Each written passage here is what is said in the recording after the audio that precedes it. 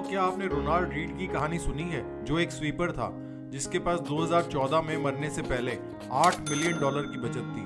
हाँ, आपने सही सुना, $8 मिलियन स्वीपर के पास। उसने लॉटरी नहीं जीती, ना ही उसे पैसे विरासत में मिले। उसने अपने पूरे जीवन में लगातार सेविंग्स की और कंपाउंडिंग इंटरेस्ट के चमत्कारों को अपना काम करने दिया। मॉरल ऑफ द स्टोरी है कि आपका पैसों से कैसा रिलेशन है वो ज्यादा इंपॉर्टेंट है, ना कि आप कितने इंटेलिजेंट है उससे। भले ही आपके पास हार्वर्ड का डिप्लोमा ना हो या आप वॉल स्ट्रीट पर काम ना करते हो, लेकिन फिर भी आप सिर्फ सही तरीके से बिहेव करके अमीर बन सकते हैं। जैसा मॉर्गन हाउसेल कहता है, फाइनेंशियल सक्सेस कोई हार्ड साइंस नहीं है, यह एक सॉफ्ट स्किल है। जहां आप कैसा बिहेव करते हैं वो ज्यादा इंपॉर्टेंट है रेदर देन आप क्या और कितना जानते हैं उससे। अब अगले 10 से 15 मिनट अगर आप हमारे इस वीडियो को देंगे तो आप अपनी सॉफ्ट स्किल को एनहांस कर सकते हैं। यह वीडियो मॉर्गन हाउसेल की लिखी हुई द साइकोलॉजी ऑफ मनी के 5 की टेक अवे को बताती है। नंबर 1 है पे द प्राइस, कीमत चुकाएं। मान लीजिए आपको एक नई वॉच चाहिए। आप एक स्टोर पर जाकर ऑफर्स को चेक करते हैं। आप अपनी गर्लफ्रेंड को इम्प्रेस करना चाहते हैं या अपने दोस्तों पर अच्छा इंप्रेशन जमाना चाहते हैं। अब या तो आप वॉच खरीदें या उसे लेकर भाग जाएं, क्योंकि आपने तेज रेसिंग सीख रखी है। चलिए मजाक छोड़ते हैं, आप अपना क्रेडिट या डेबिट कार्ड निकालेंगे और उसे स्वाइप ही करेंगे। पॉइंट यह है कि न्यू वॉच की एक कीमत है, बिना उसे चुकाए हम उसे नहीं ले सकते। इसी तरह इन्वेस्टमेंट करने की भी एक कीमत होती है। इस वीडियो में हाई रिटर्न्स के लिए कुछ टिप्स दिए जाएंगे। उनमें काफी सारे कंसंट्रेटेड पोर्टफोलियो पर ही हैं। उसमें पीटर लिंच एक एक्सेप्शन है। कंसंट्रेटेड पोर्टफोलियो एक तरह की यूनिक कैरेक्टरिस्टिक लाता है आपकी परफॉर्मेंस में।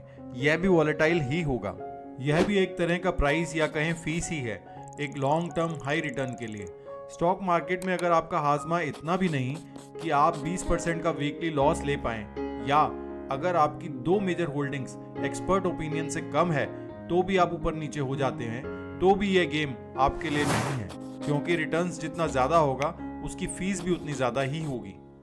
मान लीजिए आप 10 साल पहले ही नेटफ्लिक्स के ब्राइट फ्यूचर की कल्पना कर सकते और आपने अपनी नेटवर्थ का एक बड़ा हिस्सा स्टॉक में इन्वेस्ट किया होता, तो आप आज एक अमीर आदमी होते। लेकिन क्या आप इस जर्नी की कीमत चुकाने का जोखिम उठा सकते हैं? लंबी जर्नी के दौरान नेटफ्लिक्स ने कई बड़ी गिरावट देखी है। क्या आप 2011 के दौरान उस नाव में बैठे रहते जब नेटफ्लिक्स ने लाखों कस्टमर्स खो दिए और उसके बाद महीनों में स्टॉक की कीमत अपनी पीक वैल्यू से 80% तक गिर गई थी? उस समय आपके पोर्टफोलियो रिटर्न्स टेरिबल दिखाई देते। आप अपने बच्चों या बीवी से क्या कहते? क्या आप उनसे यह कह सकते थे कि आप उस स्टॉक को तब भी होल्ड करके उन सब का फ्यूचर खतरे में डाल रहे हैं? क्या तब भी आप ये सोचते कि सारी पूंजी नेटफ्लिक्स में लगाना समझदारी है? ऑफ कोर्स ये एक एक्सट्रीम एग्जांपल था, लेकिन आपकी इन्वेस्टमेंट नेटफ्लिक्स की इन्वेस्टमेंट एग्जांपल से थोड़ी कम हो, लेकिन फिर भी आपको अनसर्टेनिटी की कीमत तो चुकानी पड़ेगी। अब आप मान लो कि आपने 1980 में S&P 500 इंडेक्स फंड में इन्वेस्टमेंट की, लेकिन तब भी 13 साल के उतार चढ़ाव तो देखने पड़ेंगे ही। कभी यह अपने पीक से 20% डाउन था और कभी 8 महीने तक वो 50% तक डाउन रहा। यह बहुत मुश्किल समय होता है। चाहे आज देखें तो S&P 500 एक बेहतरीन इन्वेस्टमेंट है। स्टॉक मार्केट एक अच्छी वेल्थ क्रिएशन करता है जैसे दूसरे इन्वेस्टमेंट, लेकिन अपने आप को बेवकूफ़ बनाना बंद करो कि यह रिस्क फ्री है। इसकी भी कीमत है जो चुकाए बिना आप अमीर नहीं बन सकते। सेकंड टेक अवे है नेवर एनफ। इस क्लिप में आप वॉरेन बफे को सुन सकते हैं। वो बता रहे हैं कि अगर आप आज किसी को $2 मिलियन दे दें तो वो खुश हो जाता है, लेकिन तभी तक जब तक उसे ये ना पता चले कि उसके साथी को $2 मिलियन और $1 मिल गए हैं। अब ये लोग अपना पूरा साल ग्रीवेंसेस में निकाल देते हैं। कैपिटलिज्म 2 काम करता है, वेल्थ क्रिएट करता है और जलन भी क्रिएट करता है। अपने नेबर्स, कुलीग्स, फ्रेंड्स से आगे निकलने की होड़ करना हमें एनर्जाइज तो करता है। इससे हम ज़्यादा मोटिवेटेड और प्रोडक्टिव तो हो जाते हैं, लेकिन जब हम सोशल कंपैरिजन करने लगते हैं तो पाते हैं कि हमारी इनकम काफ़ी नहीं है। कुछ स्टैटिस्टिक्स को देखते हैं। यूएस में 1% टॉप अर्नर्स की कैटेगरी में आने के लिए आपको अराउंड $5 लाख एनुअली कमाने चाहिए। यही मान लीजिए एक हाईली स्पेशलाइज्ड डॉक्टर, जिसको हम बिल कहेंगे, कमाता है। वो बढ़िया कार खरीद सकता है, बढ़िया वेकेशंस पर जा सकता है, किसी को भी एक्स्ट्रा काम पर रख सकता है। वो अपने बारे में अच्छा महसूस करता है कि उसने सब कुछ अचीव कर लिया, लेकिन तभी तक जब तक वो अपने पड़ोसी स्टैन से नहीं मिला। स्टैन उस 1% का भी 1% कैटेगरी में आता है। वो एक बड़ी कंपनी का CEO है और $10 लाख एनुअली कमाता है। अब आप कहेंगे स्टैन तो सेटिस्फाइड होगा, पर नो। स्टैन का एक दोस्त है Michael Jordan, famous basketball player, जो कि 1% का भी 1% का भी 1% रिच है। अब माइकल जॉर्डन के $2 बिलियन के सामने 10 मिलियन या $10 लाख क्या है? अब $10 मिलियन पीनट्स ही लगेंगे। क्या ये यहीं रुकेगा? नहीं, अभी नहीं, क्योंकि माइकल सेलिब्रिटीज की पार्टी में भी जाता है। वहाँ वो जेफ बेजोस से मिलता है। बेजोस टॉप 1% का 1% का 1% का भी 1% है। अब उसकी नेटवर्थ लास्ट ईयर $75 बिलियन बढ़कर हो गई है $200 बिलियन। हमेशा एक बड़ी मछली होती ही है। इस तरह के कंपैरिजंस ने हमेशा लोगों से बेवकूफियां कराई हैं। किसी ने तो कर्ज लेकर अपना और दूसरों का सारा पैसा ऐसे पोर्टफोलियो में लगा दिया जो इतना डाउन हो गया कि उस आदमी को सुसाइड ही करना पड़ गया। किसी ने इनसाइडर इंफॉर्मेशन लेकर अपनी पूरी लाइफ की रेपुटेशन खो दी और उसे जेल में जाना पड़ा। काफी सारे लोगों ने तो अपनी फैमिली लाइफ ही खत्म कर ली। उनके पार्टनर्स उन्हें छोड़कर चले गए। इस वीडियो को देखकर और सीखकर कि कैसे सक्सेसफुल इन्वेस्टर बने, उम्मीद है कि आप फाइनेंशियल फ्रीडम पा लेंगे, जो कोई भी एवरेज इंसान पाना चाहता है। लेकिन जिंदगी में एक पॉइंट आएगा जब आपको मानना पड़ेगा enough is enough. Take away number 3 है, पागलपन देखने वालों की आंखों में है।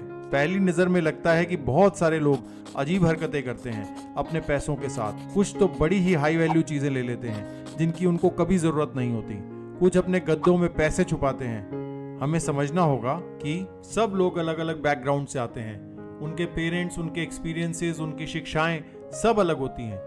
इन सब से उनका नजरिया और वैल्यूज अलग हो जाती हैं। इसलिए जो आपको पागलपन लगे, हो सकता है वो मेरे लिए परफेक्टली नॉर्मल हो। मॉर्गन लॉटरी टिकट्स के बारे में बताते हैं और कहते हैं कि लोवेस्ट इनकम हाउस होल्ड $400 खर्च करता है लॉटरी टिकट खरीदने में। ये 4 टाइम्स हायर है जो highest income group lottery ticket खरीदने में लगाता है उससे। आप हैरान होंगे, अगर अमेरिका में किसी को $400 इमरजेंसी में पैसे की जरूरत पड़ जाए तो 1/3 के पास इतना भी नहीं होगा। क्या ये समझे कि लोग अपने इमरजेंसी फंड को लॉटरी खरीदने में लगा रहे हैं? कितना पागलपन वाला विचार है। अगेन, हमारा नजरिया उनसे अलग है। अब उनके हिसाब से देखें, वो एक सैलरी से नेक्स्ट सैलरी तक ही चलते हैं। उनको कैरियर में आगे नहीं बढ़ना, वो लग्जरीज अफोर्ड नहीं कर सकते, वो अपने बच्चों को बिना उधार लिए कॉलेज नहीं भेज सकते। लॉटरी खरीदने से बेसिकली वो अपने सपने खरीदते हैं जो वो जीवन में चाहते हैं। अब उस नजरिए से वो उतने पागल भी नहीं लगते, वो बस सपनों को देखकर खुश रहना चाहते हैं। अब इसमें मेरे लिए क्या है? अब हमारी इन्वेस्टमेंट दूसरे आदमी की इन्वेस्टमेंट से अलग हो सकती है क्योंकि मेरी सोच और गोल्स अलग हैं। हमारी रिस्क प्रोफाइल किसी बिलियनियर की रिस्क प्रोफाइल से ज्यादा हो सकती है क्योंकि मेरा गोल रिच बनना है और बिलियनियर का रिच रहना। किसी बिलियनियर का पोर्टफोलियो कॉपी करना ऐसे में सही नहीं होगा। इससे हम उन इन्वेस्टमेंट्स को मना कर पाएंगे जो हमारी नीड्स को सूट नहीं करता। गेम स्टॉक का एग्जाम्पल लीजिए। अब मैं कोई ट्रेडर तो हूं नहीं, इसलिए मैंने इसमें पार्टिसिपेट नहीं किया। हमें जरूरत है यह जानने की अलग लोगों के अलग नजरिए और जरूरतें हैं, इसलिए अपने रास्ते को पहचानिए और आगे बढ़िए। 4th टेक अवे है, peak Abu. Great depression, world war 2, financial crisis या कोविड-19 में कॉमन क्या है? वो सब इवेंट्स हैं जिन्होंने हमारी सोसाइटी को शेप किया, हमारी फाइनेंशियल मार्केट्स को मेजरली इंपैक्ट किया। इन्हें पहले देखना मुश्किल था। नासिम तालिब ने इन इवेंट्स को ब्लैक स्वैन का नाम दिया है। ब्लैक स्वैन क्या है? ये आउटलायर है, यानी जो पहले कभी नहीं हुआ तो उसका आभास करना असंभव है। दूसरा, ये एक जबरदस्त बदलाव लाता है। तीसरा, इसको केवल कंप्लीशन के बाद ही एक्सप्लेन कर सकते हैं। ह्यूमन नेचर फिर भी कहता है हमें इसे पहले ही देख लेना चाहिए था। इमेजिन कीजिए आज ब्लैक मंडे है 1987 का। एक दिन में मार्केट की 1/4 वैल्यू गिर जाए तो आप कैसे रिएक्ट करेंगे? क्या आप उस दिन चीखेंगे बेचो बेचो, या आप उस दिन शांति से बैठकर कुछ और पैसा इन्वेस्ट कर पाएंगे? कुछ बेहद इंटरेस्टिंग फैक्ट्स हैं। अगर आपने S&P 500 इंडेक्स में 20 साल पहले इन्वेस्ट किया होता और आपने 4 best performing stock market days को मिस कर दिया होता तो आप केवल 164% रिटर्न ही कमा पाते, 291% की बजाय। इतना ज्यादा डिफरेंस। तो मॉरल यह है कि अपने आप को मेंटली और फाइनेंशियली तैयार रखो, जो आपको आज नहीं दिखाई दे रहा है उसके लिए भी। इससे आप किसी और के रिएक्ट करने से पहले ही रिएक्ट कर पाएंगे। मैक्रो प्रोजेक्शंस को सुनना बंद करें। ये वो चीजें हैं जो इन्वेस्टमेंट कम्युनिटी में फियर क्रिएट करती हैं। वैसे भी ये पहले होते हुए नहीं दिखती। फिफ्थ टेक अवे है सेडक्शन ऑफ पेसिमिज्म।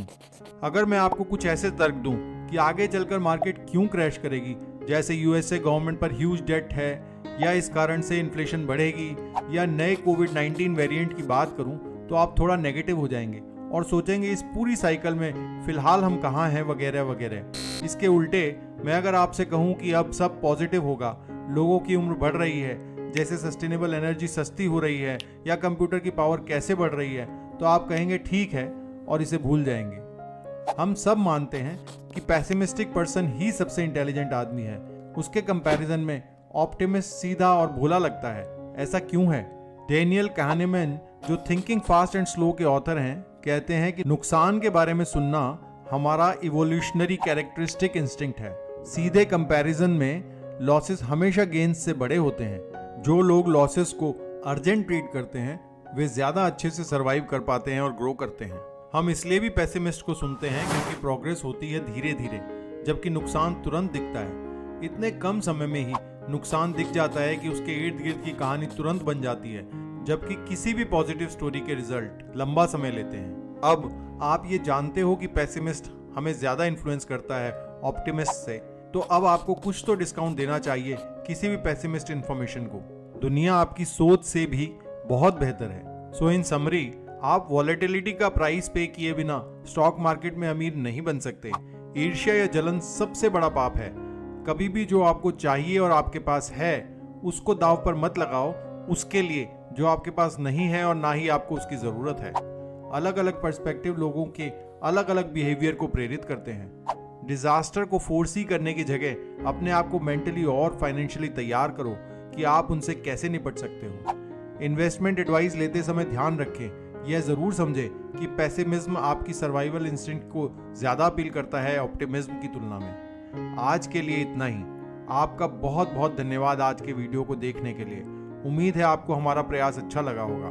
मिलते हैं आपसे जल्दी ही नई वीडियो में। धन्यवाद। आपका दिन शुभ हो।